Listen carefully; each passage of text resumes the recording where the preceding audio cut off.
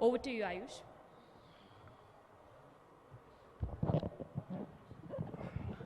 बहुत बहुत धन्यवाद साक्षी आपका।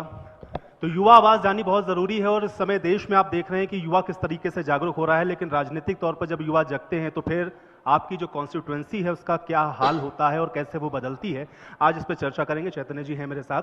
सर, सबसे पहले तो आपसे मेरा सवाल यही है, चूंकि जो विजन आपने देखा अपनी कॉन्स्टिट्यूएंसी के लिए और जब जनता ने आपको चुना था और अब चूंकि आपको फिर विधानसभा चुनावों में जाना है, कौन से ऐसे वायदे थे जो आपने किए और उसमें आप कितना पूरा कर पाए हैं और आगे का विजन क्या है? देखिए, अगर मैं यूथ के विजन की बात करूं हिमाचल प्रदेश के परिप्रेक्ष्य में, अगर मैं हमारे प्रांत की बात करूं, अपने क्षेत्र की बात करूं, गगरेट विधानसभा क्षेत्र जिसको मैं बिलोंग करता हूं, तो हमारा जो युवा है एक वो बहुत ही एस्पिरेशनल युवा है। आप अगर आंकड़ों के आधार पे इस प्रदेश का आंकलन करेंगे, इस प्रदेश के युवा का आंकलन करेंगे, तो one of the most literate states जो है वो हिमाचल प्रदेश मानी जाती है। आज की डेट में पलायन की एक बहुत बड़ी प्रॉब्लम है जो हमारा प्रदेश फेस कर रहा है। उसका कारण ये भी है क्योंकि ये जो हमारा एजुकेटेड यूथ है, चाहे उन्होंने अपनी ग्रेजुएशन की डिग्रीज करी हैं, पोस्ट ग्रेजुएशन की डिग्रीज करी हैं, उनको वो इनफ एम्प्लॉयमेंट अपॉर्चुनिटीज़ हमारे प्रदेश में देखने को नहीं मिलती। अब अगर मैं गगरेट की बात करता हूँ, 2020 में जब मैंने राजनीतिक क्षेत्र को एंटर किया था, तो हमारे 3 अहम मुद्दे थे जिनको लेके हम लोगों के बीच में गए थे, जो था एजुकेशन, उसके बाद हमारा एजुकेशन के साथ हमारा एम्प्लॉयमेंट का सेक्टर और हमारी हेल्थ केयर की सर्विसेज। आज भी कहीं ना कहीं 3 मेजर प्रॉब्लम एरियाज अगर हम उनको आइडेंटिफाई करते हैं हमारे प्रदेश में, तो वो यही 3 हैं। और जहाँ तक हम युवाओं की बात करते हैं, तो उसका फर्स्ट एंड फॉरमोस्ट जो बैकबोन है उनकी स्ट्रक्चरिंग के लिए, उनके आगे बढ़ने के लिए, उनकी डेवलपमेंट के लिए वो एजुकेशन है और उसके बाद एम्प्लॉयमेंट की अपॉर्चुनिटीज़ हैं। और जब ये 2022 में सरकार हिमाचल प्रदेश में चुन के आई थी, मैं भी उस सरकार में जो है एक विधायक के रूप में चुन के आया था, तो जो 10 गारंटियों की बात करी गई थी, उसमें एजुकेशन को लेके, चाहे वो डे बोर्डिंग स्कूल्स को स्थापित करने की बात थी, चाहे वो इंग्लिश मीडियम स्कूल्स को हर एक विधानसभा में स्थापित करने की बात थी, रोजगार के संदर्भ में 680 करोड़ युवाओं के ऊपर लगाने की बात करी गई थी। ये प्रदेश की जो सरकार है, हर एक मायने में, विशेष रूप से अगर हम युवाओं की सोच की बात करते, युवाओं के भविष्य की बात करते, मैंने एस्पिरेशन की बात करी जी। उस मायने में हर एक अगर हम पैरामीटर को लेके चले, तो ये प्रदेश की जो सरकार है ये फेल करी है। और मेरा आज भी मानना है, आजकल काफी पॉपुलर टर्म है जेन जी, तो जेन जी की जो एस्पिरेशन है, खासकर जो ये हमारा पढ़ा लिखा इन्फॉर्म्ड यूथ है, जो सोशल मीडिया के साथ जुड़ा हुआ यूथ है, उनको चाहिए कि उनके क्षेत्र में, ताकि उनको ज़्यादा दूर ना जाना पड़े, अपने परिवारों के ऊपर उनको और एक आर्थिक बोझ ना डालना पड़े, उनको एजुकेशन की अच्छी सर्विसेज चाहिए। एंड ऑफ कोर्स जब वो अच्छे से एजुकेट हो जाएं, और हमारा जो यूथ है वो बहुत ही हुनरमंद यूथ है, वो एक बहुत ही अच्छे एप्टीट्यूड और विजन को रखने वाला यूथ है, नेचुरली उसके बाद उनको एक अच्छे एम्प्लॉयमेंट। चैतन्य, चूंकि आपने जेनजी की भी बात की, आप खुद भी एक युवा हैं, तो मैं आपसे जानना चाह रहा हूं कि ये जो इतना बड़ा मूवमेंट हम लोगों ने देखा, जो प्रोटेस्ट हुआ, जिसमें देश के शिक्षा मंत्री को भी इस्तीफा देना पड़ा, क्या वो आपको लग रहा है इंपैक्ट करेगा जब 27 में आप जाएंगे? क्योंकि अगर ये कहा जा रहा है या एक परसेप्शन ये है कि जेनजी या युवा नाराज है, केंद्र सरकार उन पैमाने पर खरी नहीं उतर रही है, तो जब आप जाएंगे उसी पार्टी में, चूंकि आप अभी हैं, तो क्या वो जनरेशन आपके साथ कनेक्ट करेगी और जुड़ेगी आपके साथ? देखिए, जेनजी जो है वो कोई सेंट्रल गवर्नमेंट से नाराज नहीं है। जेनजी जो है, जैसे मैंने कहा, इस प्रदेश का, इस देश का जो युवा है, it's a very aspirational young generation, they need answers. और जहां तक हम हिमाचल की बात करते हैं, आज की डेट में जो ठाकुर सुखविंदर सुक्खू की सरकार है, जो कांग्रेस की सरकार है, जिस सरकार ने बोला था कि हम वो जो है 58 साल से ऊपर वाली आपको नौकरी देंगे, 1 लाख नौकरियां प्रदेश में आपको प्रतिवर्ष देंगे, इस स्टेट की जो युवा पॉपुलेशन है वो इस प्रदेश की सरकार से वो अपेक्षा लेके बैठी थी। 4 साल उसके अंतर्गत बीत चुके हैं, हमें आज भी ना हम रोजगार के क्षेत्र में हमने किसी तरीके की प्रगति देखी है, और एजुकेशन के स्टेट में, जैसे इसके स्टेज के माध्यम से राजीव बिंदल जी ने भी पहले, इससे पहले कहा हमारे प्रदेश अध्यक्ष जी ने, यहां पर तो संस्थानों को बंद करा गया है। इन्हीं के पार्टी के इससे पहले भी एक फॉर्मर मुख्यमंत्री थे जो बोलते थे कि अगर 5 बच्चे भी होंगे तो मैं उनके लिए भी स्कूल खोलूंगा, यहां पर इकोनॉमिक हार्डशिप दिखाते हुए। देखिए, this is not a natural economic hardship.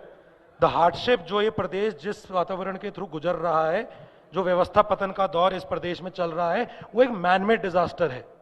आज आप बोलते हैं कि हमारे पास इकोनॉमिक रिसोर्सेज नहीं है। 2022 में जब सरकार गई थी भारतीय जनता पार्टी की, 75,000 करोड़ का ऋण था। You are now standing at 1,20,000 crore. 1.20 lakh crore का आपके ऊपर ऋण है। मैं इसमें ऐड करना चाहूंगा 45% से ज्यादा debt to gross domestic state product का आज की डेट में इस सरकार का रेशियो है। अगर आप तुलनात्मक तौर पे देखेंगे पूरे के पूरे देश भर में, अगर आप इसको कंपैरिजन के तौर पे देखेंगे, एवरेज हर साल थर्ड या फोर्थ नंबर पे हिमाचल प्रदेश जो है इस डेट टू जीएसडीपी के रेशियो में सबसे ऊपर आता है। इससे ज्यादा अनफॉर्चुनेट बात कोई नहीं हो सकती। मेरे को इस बात को थोड़ा सा और आगे बढ़ाना पड़ेगा, क्योंकि हम युवाओं की बात कर रहे हैं। हम बात करते हैं कि हमारे ऊपर प्राकृतिक आपदा आ गई तो हमारे ऊपर बोझ बढ़ गया, हमारे पास सैलरीज हैं, पेंशन हैं देने के लिए, ओपीएस की इतनी बड़ी बात करी गई थी। बट आपने नए एवेन्यूज और रेवेन्यू जनरेशन पिछले 5 साल में, लगभग 4 साल में आपने किस तरीके से पैदा करे, ये एक बहुत बड़ा प्रश्न चिन्ह जो है इस प्रदेश की सरकार के ऊपर खड़ा होता है। जेनजी जो है इसका आगे आने वाले वक्त में नहीं, इस तो सरकार फिर से आपका जवाब विजन क्या है? क्योंकि ये प्रॉब्लम तो रहेगी, एग्जिस्ट तो ये करेगी तब भी, जब आप अगर सत्ता में आ जाते हैं तो भी। तो कैसे इसको आप लोग डील करेंगे? क्योंकि आर्थिक स्थिति खराब है तो वो सिर्फ एक सरकार के लिए नहीं, वो चैलेंजेस आपके सामने भी होंगे। तो आपका विजन क्या है फिर ऐसे? बिल्कुल, आपने बहुत सही बात कही और ये बहुत ही आपने इंपॉर्टेंट जो है सवाल पूछा है। जब मैं विधायक भी था, चाहे विधानसभा के सभा पटल के माध्यम से थे, चाहे हमारी इनिशिएटिव्स के मामले से अगर हमने उनके अंतर्गत भी बात करें, हमेशा यही बात रखा गई थी कि हमें एजुकेशन के संदर्भ में पहली बात तो कहीं ना कहीं इंफॉर्मेशन और आइडियाज का एक्सचेंज करना बहुत जरूरी है।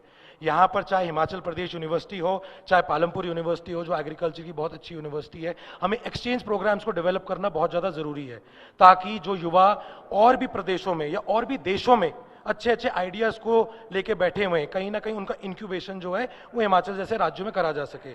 इससे पहले मैं हमारे प्रदेश के इंडस्ट्रीज मिनिस्टर को सुन रहा था, एक बात उन्होंने बोली कि एथनॉल जो है वो कहीं ना कहीं it is not looked at as a very positive industry. वो 3 एथनॉल प्लांट्स की जो उन्होंने बात करी थी, उनमें से एक एथनॉल प्लांट मेरी विधानसभा में ही लग रहा था।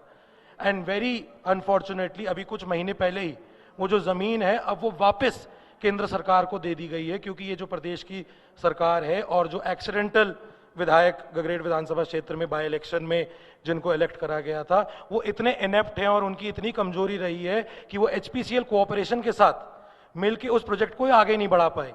अब उससे क्या होना था, आपने बात करा कि हम क्या आगे करेंगे, चाहे वो हमारी सेंट्रल गवर्नमेंट के साथ पार्टनरशिप हो, चाहे वो हमारी खुद की विजन के आधार पर ड्रिवन हमारे प्रोजेक्ट्स हो, हम इंश्योर करेंगे कि हमारी जैसी विधानसभा में जहां पर लैंड बैंक की अच्छी अवेलेबिलिटी है, ऐसे प्रोजेक्ट्स वहां पर आए जहां पर रोजगार युवाओं को दिया जा सके, पढ़े लिखे युवाओं को रोजगार दिया जा सके। जब मैं खुद विधायक था और आगे आने वाले वक्त में भी जो हम एक बहुत बड़ा इनिशिएटिव जो लेके जाएंगे, आज आपको पता है कि इलेक्ट्रॉनिक मैन्युफैक्चरिंग क्लस्टर की बात करी जाए, सेमीकंडक्टर इंडस्ट्री की बात करी जाए, these are industries fit for development in Himachal प्रदेश।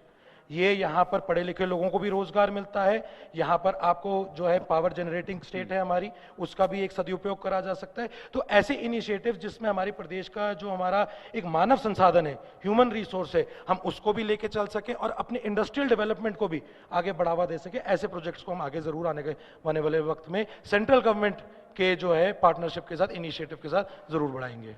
एक आखिरी सवाल मेरा आपसे ये रहेगा कि आपकी अपनी जो कॉन्स्टिट्यूएंसी है उसके लिए आपका विजन क्या है, और जब आप जाएंगे 27 में तो क्या बताएंगे आपने किया है और आगे क्या करने वाले हैं? देखिए, चाहे मेरी अपने खुद की मैं राजनीतिक फील्ड की बात करूं, चाहे मेरी जो खुद की अपना जो मेरा निजी संस्था पिछले 5-6 वर्षों से मेरे विधानसभा क्षेत्र में काम करती आई है, युवा शक्ति पराक्रम, हमारा फर्स्ट एंड फॉरमोस्ट हमेशा प्रायोरिटी जो है वो education, employment and health care की सर्विसेज रही है।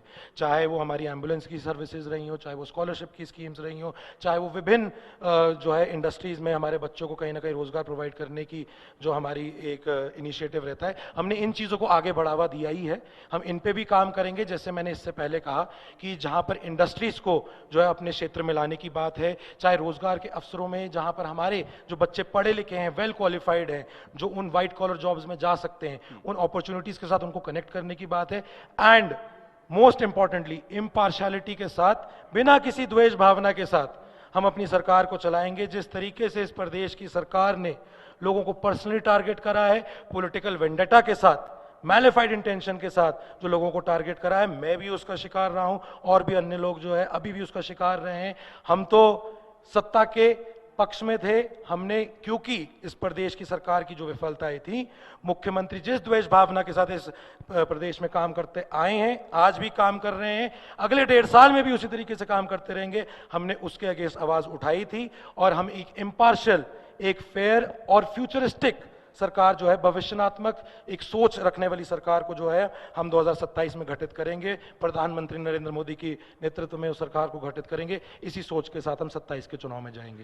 चलिए, बहुत शुक्रिया चैतन्य जी, आपने अपना कीमती वक्त निकाला और इतनी बढ़िया बातें आपने कही हैं अपने कॉन्स्टिट्यूंसी के लोगों के लिए भी, और जो युवा जो आपको सुन रहा है, अब ये जनता फैसला करेगी कि आपकी इन बातों को कैसे देखती है। आपका बहुत बहुत धन्यवाद। इंडिया न्यूज़ के माध्यम से मैं आपके सारे जितने भी आपके व्यूअर्स हैं, आपके न्यूज़ प्लेटफॉर्म का बहुत बहुत धन्यवाद करता हूँ। Thank you so much, thank you so much. बहुत धन्यवाद सर आपका। आपने तमाम विषयों को लेकर बातचीत की है और साथ ही आयुष ने जो सवाल पूछे अपने अंदाज में सभी का उन्होंने जवाब दिया और बताया कि आगे आने वाले वक्त में